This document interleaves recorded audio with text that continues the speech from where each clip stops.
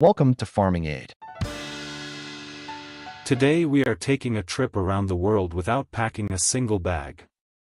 In this video, we are going on a world tour of 7 popular cattle breeds from each and every continent, and you are going to see how cows from totally different climates and cultures became some of the most important animals on Earth. From icy grasslands to hot tropical plains, people everywhere have shaped cattle to fit their land, their food needs, and their way of life. You will hear the real stories behind these breeds, how they were developed, what makes them special, and why they still matter in modern farming today. This is not just about animals, it is about history, survival, and smart breeding. So sit back, enjoy the journey, and let's start our world tour through the most popular cattle breeds on every continent. We start in North America, where big landscapes demand big performance. One of the most iconic breeds on this continent is the Hereford. Originally brought from England, Herefords didn't just survive in North America, they thrived and evolved into something uniquely American. With their red bodies and white faces, they became a symbol of the Western ranching tradition. What made Herefords so successful was their adaptability. They could handle cold Canadian winters, dry Western plains, and humid southern summers. Ranchers loved them because they were calm, easy to manage, and incredibly efficient at turning grass into beef. Over time, Herefords became a backbone of the North American beef industry. Their genetics spread across the continent, influencing countless commercial herds. When you think of classic ranch cattle in the US or Canada, the Hereford image is never far away. Crossing the Atlantic, we land in Europe, a continent where cattle breeding has been refined for centuries. Here, one breed stands out for its power and performance, the Charolais from France.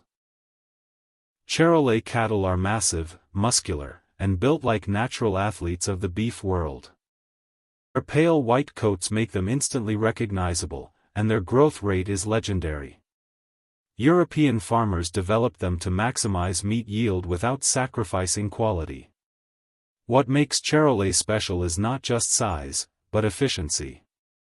They convert feed into muscle better than almost any other breed. This made them popular far beyond France, spreading across Europe and into the Americas, Africa, and Australia.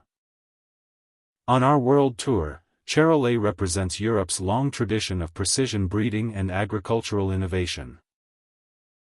Now we head south into Africa, where cattle are more than food. They are wealth, culture, and survival tools. One of the most famous African breeds is the Ankole-Watusi, often called the cattle of kings. These animals are known for their enormous, sweeping horns that can stretch wider than a human arm span. But their beauty is not just for show. Those massive horns help regulate body temperature in the hot African climate by circulating blood and releasing heat. The Ankole-Watusi developed in East Africa, where conditions can be harsh and unpredictable. These cattle survive on sparse grazing, resist disease, and live comfortably in extreme heat. For many communities, owning Ankole cattle is a symbol of status and pride. On our tour, this breed shows how cattle can be perfectly shaped by environment and tradition.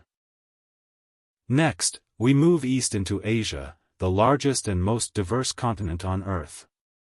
Asia is home to many cattle types, but one of the most globally recognized is the Brahman.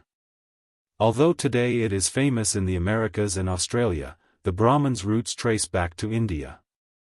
These cattle come from zebu ancestry, meaning they have a hump over their shoulders, loose skin, and large ears. All of these features help them survive intense heat, humidity, and insects.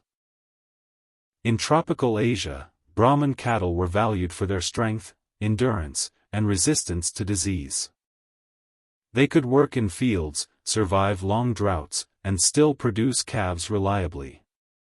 When they were exported to other parts of the world, their genetics transformed beef industries in hot regions. On our world tour, the Brahman represents Asia's gift to global cattle breeding, a breed built for resilience. From Asia, we sail south to Australia, a continent that had no native cattle until humans brought them. But once cattle arrived, Australians quickly developed breeds suited to their vast, often unforgiving land. One of the most famous is the Santa Gertrudis. This breed was created in Texas, but it became a superstar in Australia because of how well it handles heat, ticks, and long grazing distances. Santa Gertrudis cattle are a mix of Brahman and Shorthorn, combining toughness with meat quality. In Australia's wide-open ranches, these cattle walk miles every day for feed and water. They stay productive where many European breeds would struggle. The Santa Gertrudis shows how Australia took global genetics and molded them into something perfectly suited for its environment. Now we turn our compass toward South America, where cattle ranching is deeply tied to national identity. In countries like Brazil and Argentina, cattle are part of everyday life. One of the most dominant breeds here is the Nellore. Descended from Indian zebu cattle, Nellore became the backbone of Brazil's massive beef industry. These cattle are tall, light-colored, and extremely heat-tolerant. They thrive on tropical pastures and resist parasites better than most European breeds. What made Nellore so important is how well they match South America's climate. They grow efficiently on grass, handle humidity, and produce lean, high-quality beef. In Brazil alone, millions of Nellore cattle graze across endless green landscapes. On our world tour, Nellore represents South America's rise as a global beef powerhouse. Finally, we head to Antarctica, or rather, we stop just short of it, because cattle do not live there. Instead, our last stop is a different kind of continent, the one defined by isolation and extremes, and that is Oceania, including New Zealand. While Australia has Santa Gertrudis, New Zealand is famous for dairy excellence. One breed stands above the rest there, the Holstein-Friesian.